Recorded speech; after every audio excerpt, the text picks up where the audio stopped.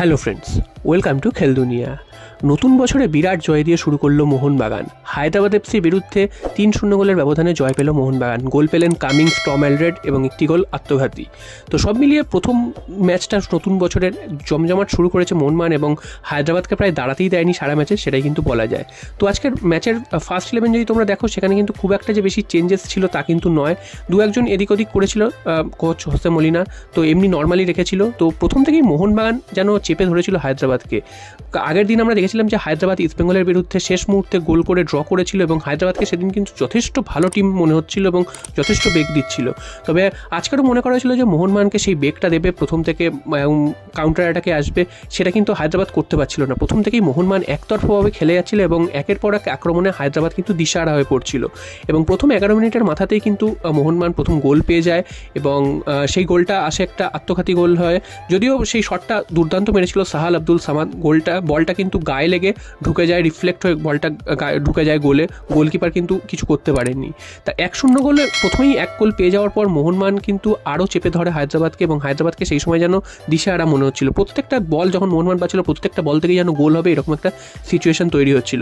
তবে গোল কিন্তু আসছিল না। এর মাঝখানে কিন্তু বেশ কিছু সুযোগ নষ্ট করেছেন লিস্টন কোলাসো, এছাড়াও জেমি ম্যাকলারেন। তারা তো একদম ফাঁকা গোলে গোল মারতে পারেনি, গোলকিপারকে কাটিয়ে গিয়েও তারা গোল করতে পারেননি। তো জেমি ম্যাকলারেন এই ম্যাচেও গোল পেলেন না, এটার একটা কিন্তু চিন্তার ভাস থাকবে, কারণ এই ম্যাচে কিন্তু মুহুর্মুহু গোল হওয়ার সম্ভাবনা ছিল এবং যেসব বল পেয়েছিল সেখান থেকে কিন্তু অন্তত একটা বা দুটো গোল তো তার রাখা উচিতই ছিল। উল্টো দিকে লিস্টন কোলাসের ক্ষেত্রেও একই, তিনি সব কিছুই করলেন কিন্তু গোলটাই পেলেন না।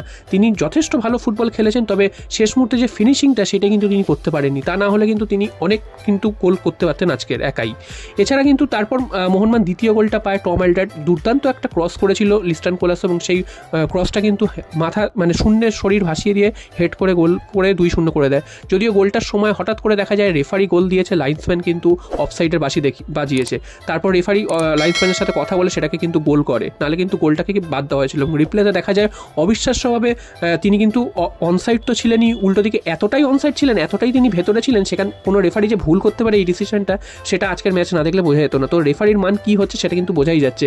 এবং একটা অভিযোগ সবসময় করা হয় যে মোহনবাগানকে সুবিধা দেওয়া হচ্ছে, তো মোহনবাগানের বিরুদ্ধেও কিন্তু এরকম ন্যাক্কারজনক রেফারিং হচ্ছে। এছাড়াও কিন্তু আরও বেশ কয়েকটা জায়গায় দেখা গেছে যে মোহনবাগানকে ইচ্ছা করে আটকানোর চেষ্টা করা হচ্ছে, সেটা কিন্তু বোঝাই যাচ্ছে। 2-0 হয়ে যাওয়ার পর কিন্তু হায়দ্রাবাদ ম্যাচ থেকে প্রায় হারিয়েই যায়। হাফ টাইমে 2-0 থাকে। তারপর বিরতির পর যখন ফিরে আসে, বিরতির পর কিন্তু মোহনবাগান সেই একই রকম আক্রমণাত্মক খেলা খেলতে থাকে। সেখান থেকে কিন্তু জেসন কামিংস দুর্দান্ত একটা শট মেরে গোল করে 3-0 করে দেয়। তারপর কিন্তু হায়দ্রাবাদকে দেখে মনে হয়নি যে এই ম্যাচটাতে হায়দ্রাবাদ আর কিছু করতে পারে বা ম্যাচটাতে তারা ফিরে আসতে পারে। তারপর অসংখ্য মোহনবাগান সুযোগ পেয়েছে, সেই সুযোগগুলো কিন্তু হেলায় হারিয়েছে। কেউ হয়তো বাইরে মেরেছে, নালে গায়ে মেরেছে, নালে বল উড়িয়ে দিয়েছে। তা না হলে কিন্তু মোহনবাগান আজকে প্রায় 10 থেকে 12 গোলে জিততে পারত। এবং এক একজন প্লেয়ার কিন্তু একাই অনেকগুলো করে সুযোগ নষ্ট করেছে।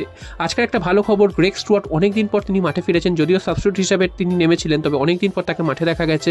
তো সব মিলিয়ে কিন্তু মোহনবাগানের একটা আজকের খুব ভালো একটা খেলা হয়েছে এবং ডার্বির আগে এই ম্যাচটা দরকার ছিল মোহনবাগানের। তাদের তারা যে কতটা প্রিপেয়ার, এটা অ্যাকচুয়ালি প্র্যাকটিস ম্যাচ হিসেবেই তোমরা দেখতে পারো, কারণ হায়দ্রাবাদের যা খেলা আজকে দেখা গেল সেখানে কিন্তু তাদের কোনো জেতার ইচ্ছা আছে বলে মনেই হলো না।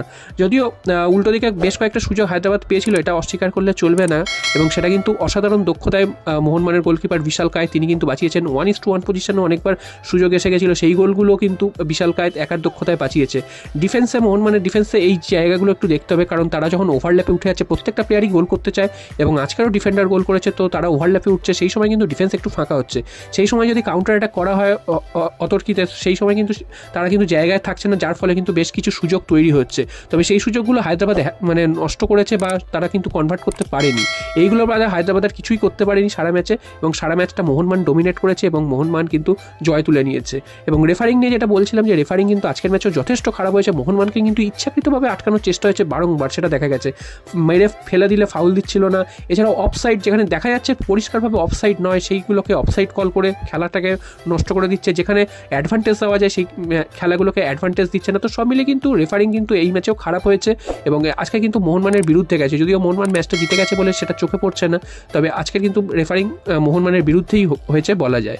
তো সব মিলিয়ে নতুন বছরের প্রথম ম্যাচ জিতে কিন্তু মোহনবাগান লিগ টেবিলের মকডালেই থাকলো, 32 পয়েন্ট নিয়ে 5 পয়েন্টের ডিফারেন্স তৈরি করলো বেঙ্গালুরু এফসির সাথে। বেঙ্গালুরু পরের ম্যাচটা যদি জেতে তাহলেও কিন্তু 2 পয়েন্টের ডিফারেন্স থাকবে এবং ডার্বি, আগামী ম্যাচ ডার্বি 11 তারিখ, সেই ম্যাচটা কলকাতায় হবে কি হবে না, তবে তার আগে এই ম্যাচটা জয় কিন্তু মোহনবাগানের আত্মবিশ্বাস বাড়াবে এবং এরপরে কিন্তু বেশ 9-10 দিনের একটা গ্যাপ থাকবে, সেখানে কিন্তু প্লেয়াররা আরও ফিট হয়ে উঠতে পারবে এবং বেশ কিছু প্লেয়ার যারা চোটগ্রস্ত আছে তারাও কিন্তু মাঠে ফিরতে পারবে। তো দেখা যাক ডার্বিতে মোহনবাগানের এই ঝড় দেখা যায় কিনা।